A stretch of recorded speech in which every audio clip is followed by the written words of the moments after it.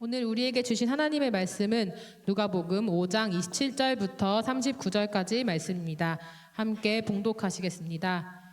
그 후에 예수께서 나가사 레위라 하는 세리가 세관에 앉아 있는 것을 보시고 나를 따르라 하시니 그가 모든 것을 버리고 일어나 따르니라. 레위가 예수를 위하여 자기 집에서 큰 잔치를 하니 세리와 다른 사람이 많이 함께 앉아 있는지라. 바리새인과 그들의 서기관들이 그 제자들을 비방하여 이르되 너희가 어찌하여 세리와 죄인과 함께 먹고 마시느냐. 예수께서 대답하여 이르시되 건강한 자에게는 의사가 쓸데없고 병든 자에게라야 쓸데있나니 내가 의인을 부르러 온 것이 아니요 죄인을 불러 회개시키러 왔노라. 그들이 예수께 말하되 요한의 제자는 자주 금식하며 기도하고 바리새인의 제자들도 또한 그러하되 당신의 제자들은 먹고 마시나이다. 예수께서 그들에게 이르시되 혼인집 손님들이 신랑과 함께 있을 때에 너희가 그 손님으로 금식하게 할 수 있느냐. 그러나 그 날에 이르러 그들이 신랑을 빼앗기리니 그날에는 금식할 것이니라. 또 비유하여 이르시되 새 옷에서 한 조각을 찢어 낡은 옷에 붙이는 자가 없나니 만일 그렇게 하면 새 옷을 찢을 뿐이요 또 새 옷에서 찢은 조각이 낡은 것에 어울리지 아니하리라. 새 포도주를 낡은 가죽 부대에 넣는 자가 없나니 만일 그렇게 하면 새 포도주가 부대를 터뜨려 포도주가 쏟아지고 부대도 못 쓰게 되리라. 새 포도주는 새 부대에 넣어야 할 것이니라. 묵은 포도주를 마시고 새 것을 원하는 자가 없나니 이는 묵은 것이 좋다 함이니라. 아멘. 아멘. 오늘은 누가복음 5장에 나오는 예수님께서 세리 레위를 부르시는 말씀을 함께 묵상하고자 합니다. 오늘 말씀은 크게 두 가지 내용으로 되어 있는데 하나는 레위를 향하신 예수님의 부르심, 그리고 또 하나는 새로운 패러다임을 만드신 예수님. 그래서 낡은 것과 새 것이 함께 어우러질 수 없다. 새 것은 새 부대에, 새 옷은 새 옷 조각은 새 옷에 붙여야지 낡은 옷에는 어울리지 않는다는 말씀이에요. 그래서 이 말씀을 가지신 의미가 무엇일까 한번 생각을 해보도록 하죠. 먼저 레위라고 하는 사람은 직업이 세리입니다. 당시에 그 사회는 우리 한국이 겪었던 우리 역사와는 좀 다른 역사를 겪었기 때문에 유대 사회는 여러 가지 언어가 혼합되어 있어요. 그들이 원래부터 조상 때부터 가지고 있었던 언어는 히브리어예요. 하지만 그들이 아람 백성들의 오늘날의 시리아죠. 시리아에 의해서 영향을 받아서 예수님 시절에 사용했던 언어는 아람어예요. 다니엘 때부터 아람어를 쓰기 시작했어요. 그 후에 알렉산더 대왕이 나타나서 당시 세계를 평정했죠. 그때 쫙 퍼진 언어가 뭐냐면 헬라어예요. 그래서 그 헬라어를 그리스어를 사용하는 그 지역을 헬레니즘 세계라고 그렇게 말하죠. 헬라어를 사용했어요. 그리고 나서 또 세계를 통일한 제국이 뭐죠? 로마 제국이에요. 로마인들이 쓴 언어는 라틴어예요. 그러다 보니까 그들이 자기들 민족끼리는 히브리어 혹은 아람어를 쓰고 그리고 밖에 나가서 다른 민족 혹은 상업용이나 공무를 집행할 때 쓰는 언어는 헬라어나 라틴어를 썼단 말이죠. 그러다 보니까 이 두 세상에 함께 발을 담그고 있는 것이라 이름을 여러 가지를 썼어요. 그래서 베드로 같은 경우에도 히브리어 이름은 시몬이에요. 헬라어 이름은 베드로예요. 예수님이 지어주셨죠. 마찬가지로 레위라고 하는 이름은 히브리어예요. 근데 레위에게 헬라식 이름도 있어요. 마테라고 하는 헬라식 이름도 있죠. 그래서 지금 세관에 앉아 있다가 예수님께 제자로 부르심 받은 이 사람은 나중에 마태복음을 쓰게 되는 그 제자를 말하는 것입니다. 레위라고 하는 이 사람이 마태예요. 세리라는 직업은 이스라엘 사람들에게 존경받는 직업은 아니었어요. 당시 로마 제국은 세금을 로마 시민들은 세금을 안 냈어요. 식민지에 있는 식민지 피지배 계층만 세금을 냈어요. 세금이 몇 퍼센트냐면 20%예요. 나라에서 10의 2조를 떼는 거예요. 수입의 20%를 떼는 거죠. 그런데 이 세금을 징수할 때 지금은 나라에서 세운 공공기관이 세금을 징수하는데 당시 로마 세계에서는 세금 파는 직업을 판매했어요. 그래서 이 직업을 돈 주고 사라는 것이죠. 그래서 돈 많은 사람이 로마 제국에다가 돈을 내고 그 직업을 삽니다. 그래서 사케오 같은 사람은 돈을 많이 냈어요. 그리고 이런 사람은 세리장이 되는 것입니다. 밑에 여러 명의 세리들을 거느린 세리장이 되는 셈이죠. 어쨌든 세리들은 세금을 거두어서 로마 제국에다 세금을 내는데 공무원이 아니겠고 민간 사업자니까 어떻게 해요? 수수료를 받아야 돼. 자기 수고비를 받아요. 누구한테 받아요? 나라에게 받는 게 아니에요. 백성들에게 받아요. 그러니까 20%만 거두면 안 되겠죠. 세금을 자기가 마음대로 거둘 수 있는 권한이 이 세리들에게 주어져 있는 겁니다.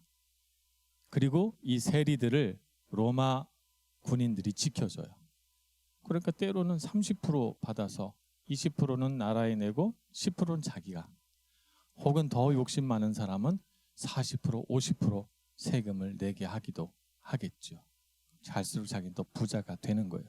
그래서 이 세리라고 하는 직업은 두 가지 면에서 비난받았습니다. 첫째는 자기 민족을 배반하고 로마에 충성하는 민족 반역자라고 하는 개념에서 비난받았고, 또 하나는 백성들의 고혈을 짜내는 착취자로서 비난받았어요.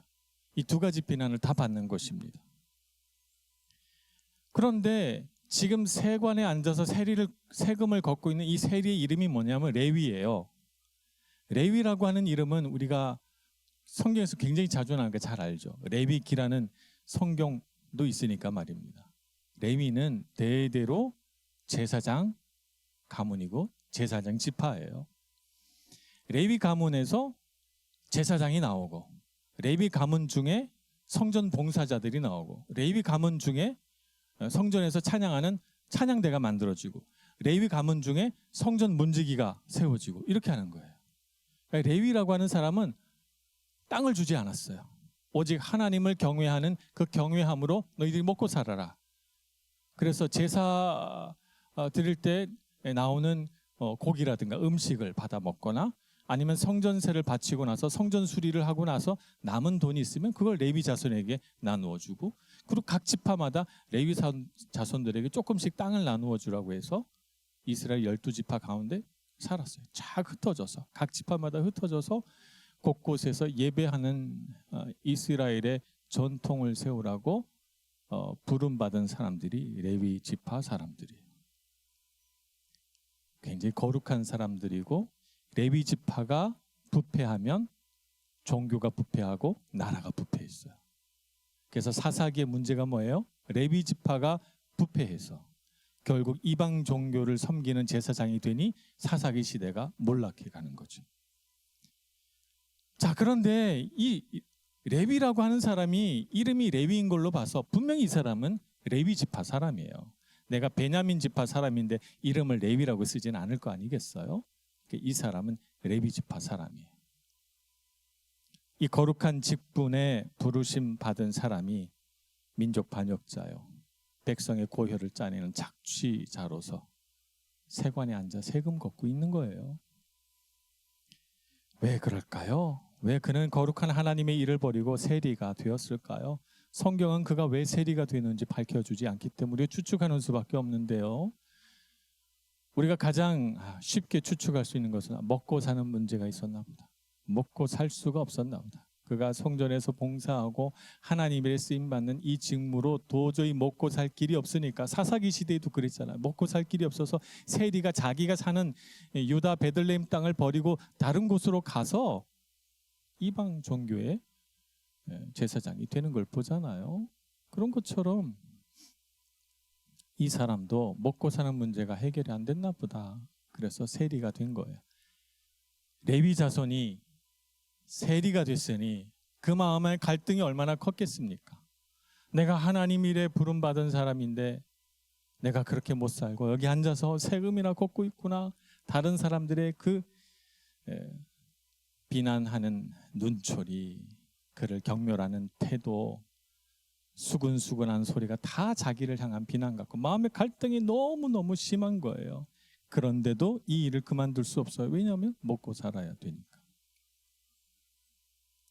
자, 그런 고민과 갈등 속에 있는 레위에게 어느 날 예수님께서 찾아오신 것입니다. 27절에 보면 그 후에 예수께서 나가사 레위라 하는 세리가 세관에 앉아 있는 것을 보시고, 앉아 있는 것을 보시고라고 하는 이 말은 어떤 사람이 거기 있구나라고 발견했다는 뜻이 아닙니다. 예수님이 보셨다는 뜻은 예수님이 레위의 마음을 아셨다는 뜻이고, 예수님께서 레위의 중심을 보셨다는 뜻입니다.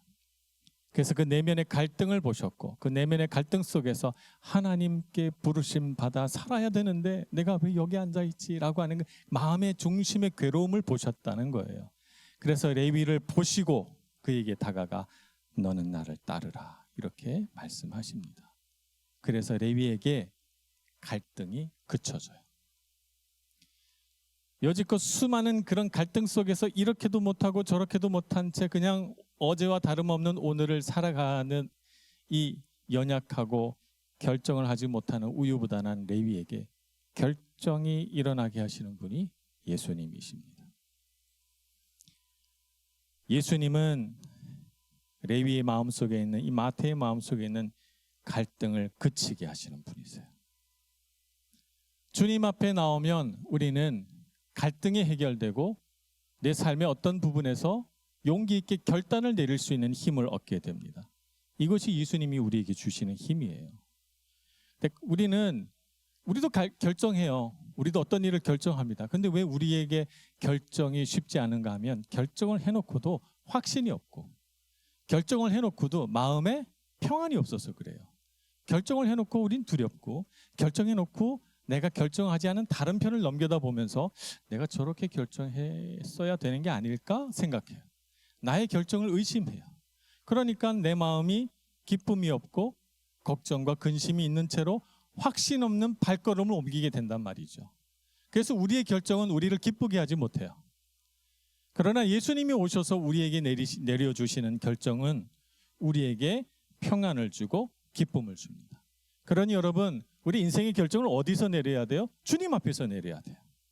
주님 앞에서 내리면 여러분에게 후회가 없습니다. 여러분의 삶에 평안이 있고 기쁨이 있어요. 오늘 레위가 다시는 쇠관으로 돌아가지 않았습니다. 마태복음에도 마가복음에도 레위에 대한 이야기가 나와요. 마태에 대한 이야기가 나오는데 다시는 쇠관으로 돌아가지 않았어요. 그는 그날로, 예수님을 만난 그날 세리를 때려쳤어요.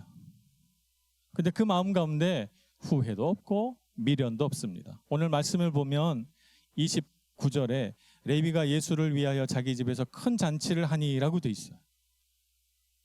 이 세리를 하던 사람의 마음에 갈등이 예수님 안에서 그치니까 기쁨이 넘쳐요. 먹고 사는 문제 가지고 걱정하지 않아요. 주님이 다 책임져 주실 거라고 믿으니까 오히려 자기의 마음속에 있는 갈등 두 가지 사이에서 갈팡질팡했던 그 마음을 끝나게 해주셔서 너무 감사한 거예요.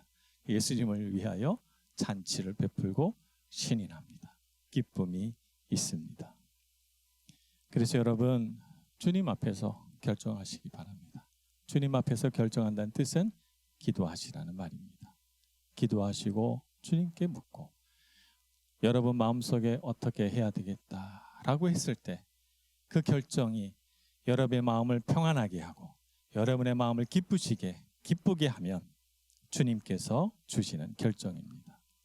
근데 결정을 해놓고도 뒤돌아보고, 결정을 해놓고도 의심이 생기고, 결정을 해놓고도 마음속에 번민이 생기거든 여러분 다시 결정해야 됩니다. 그건 주님이 주신 결정이 아니에요. 내가 한 결정이라서 그런 것입니다. 그러니 주님 앞에 엎드려 기도하시고 주님과 함께 우리 인생의 문제들을 결정해 가시길 축복합니다. 여러분의 삶에 얼마나 많은 일들을 결정해야 돼요. 내가 이태리 땅에 살 거냐, 한국 갈 거냐, 공부를 계속할 거냐, 직장을 다닐 거냐, 내가 결혼을 할 거냐 말 거냐, 자식을 낳을 거냐 말 거냐. 수많은 결정들이 우리 안에 있어요. 여러분의 발걸음은 왼쪽으로도 갈 수 있고 오른쪽으로 갈 수도 있어요. 그러나 내가 결정하면 확신이 안 듭니다. 불안하고 몇 걸음 간 뒤에 뒤돌아보며 내가 잘못 결정한 거 아닐까 생각합니다. 그러나 주님과 함께 걸어간다면 여러분의 삶에 어려움이 뒤따더라도 후회가 없고 미련도 없고 확신과 기쁨과 평안이 있을 줄로 믿습니다. 그러니 주님 안에서 기도하시고 주님과 함께 결정하시는 여러분들 되시길 축복합니다. 잔치자리에서 하나의 문제가 생겼습니다. 잔치자리에서 초대받은 사람들이 있었는데 바리새인들과 서기관들이에요. 누가복음은 이렇게 표현합니다. 잔치자리에 함께 있었던 사람들이 세리와 다른 사람이 많이 함께 앉아 있는지라 이렇게 했어요. 근데 그 자리에 바리새인과 서기관들이 와서 예수님의 제자를 향하여 비방하고 또 예수님에게 또 비방하여 말하기를 뭐라고 말하냐면 너희가 어찌하여 세리와 죄인과 함께 먹고 마시느냐. 그래서 29절에 표현한 것과 30절에 바리새인들이 표현한 것이 좀 달라요. 누가는 분명히 세리와 다른 사람들이 있다고 봤어요. 바리새인들은 세리와 죄인들이 있다고 봤어요. 그러니까 다른 사람은 죄인인 거예요. 바리새인들 눈에는. 바리새인들은 그 이름이 바리사이인데 이 바리사이의 뜻이 구별된 자라는 뜻입니다.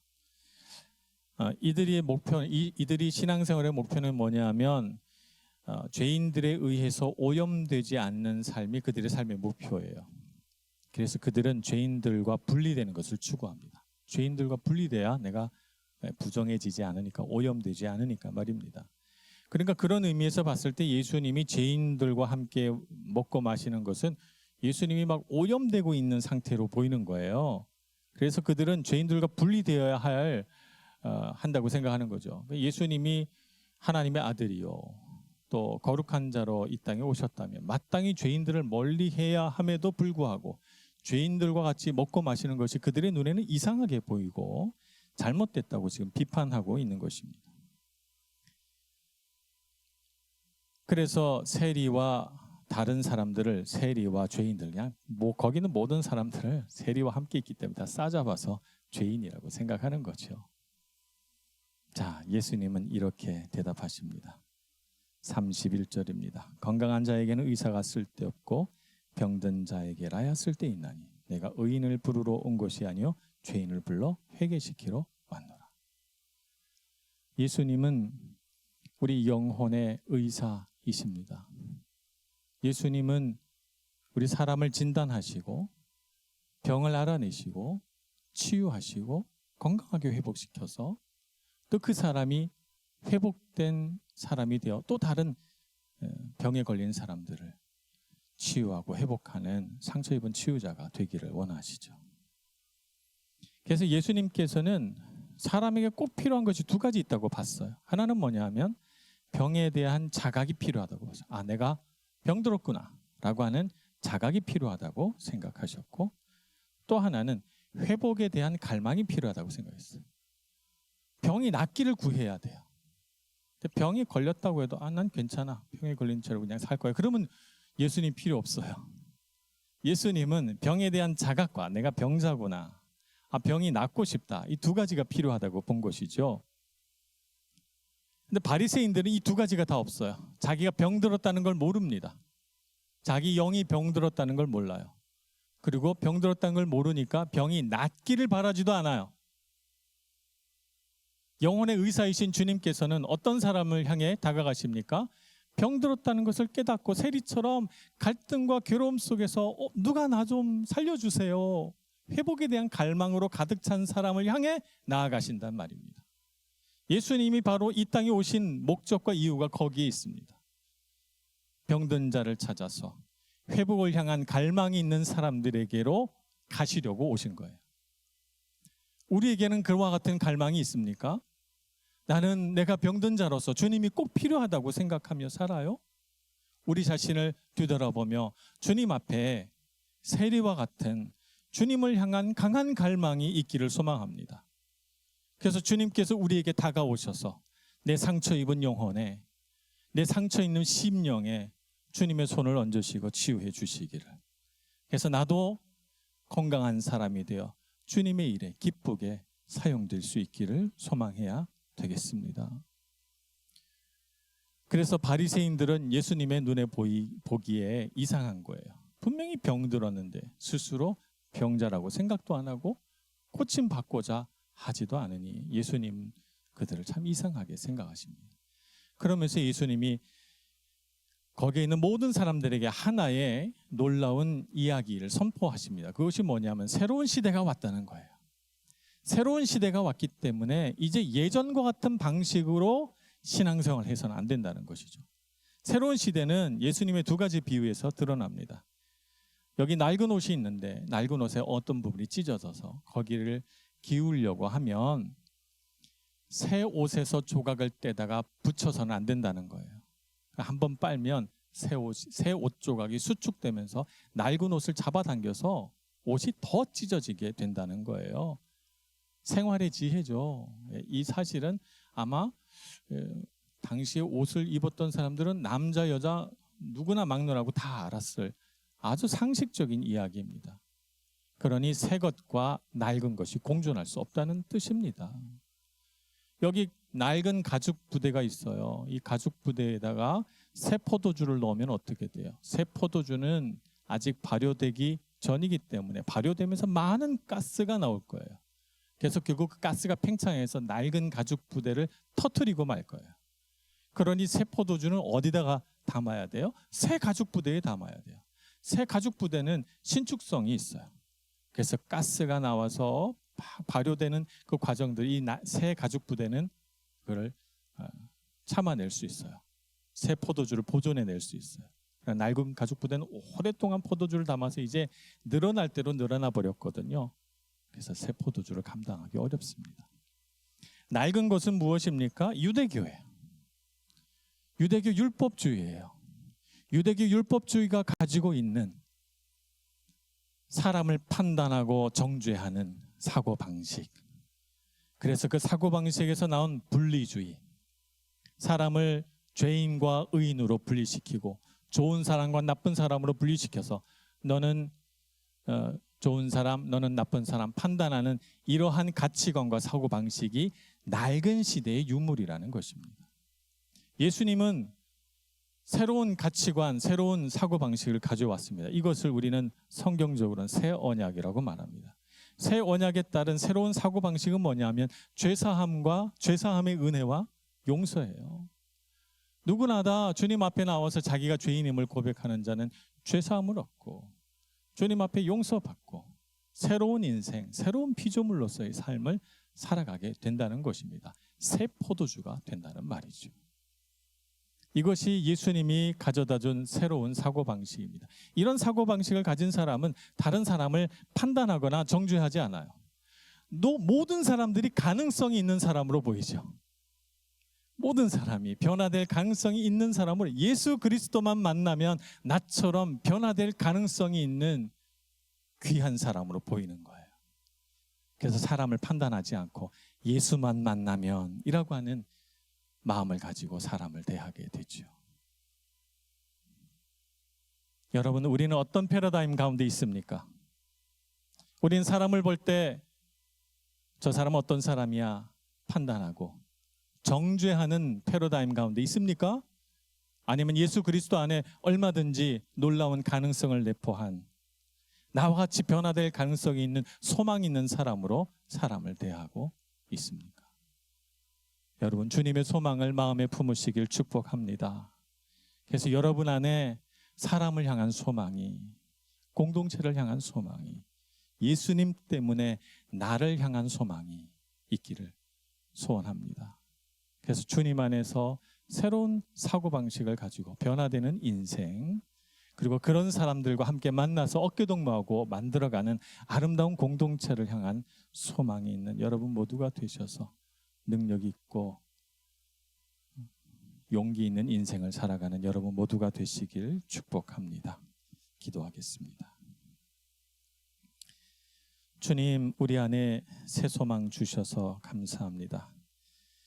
우리는 그저 세상이 우리에게 가르쳐 준 대로 이 사람은 이렇다, 저 사람은 저렇다 쉽게 판단하고 살았으나 우리 자신을 뒤돌아보니 나는 하나님의 은혜 가운데 새로 지음받은 존재요. 주님 안에서 놀랍게 변화된 인생임을 깨닫게 됩니다. 주님의 은혜를 귀히 여기고 우리도 세상에 나아가 사람을 귀히 여기고 예수 그리스도만 있다면 얼마든지 변화될 가능성을 보고 믿음으로 나아가는 저희들 되게 해 주시옵소서. 사람에게 소망을 두고 살게 해 주시고 주님의 능력 안에서 소망 있는 인생을 살아가는 우리 한 사람 한 사람 되게 해 주옵소서. 예수님의 이름으로 기도합니다. 아멘.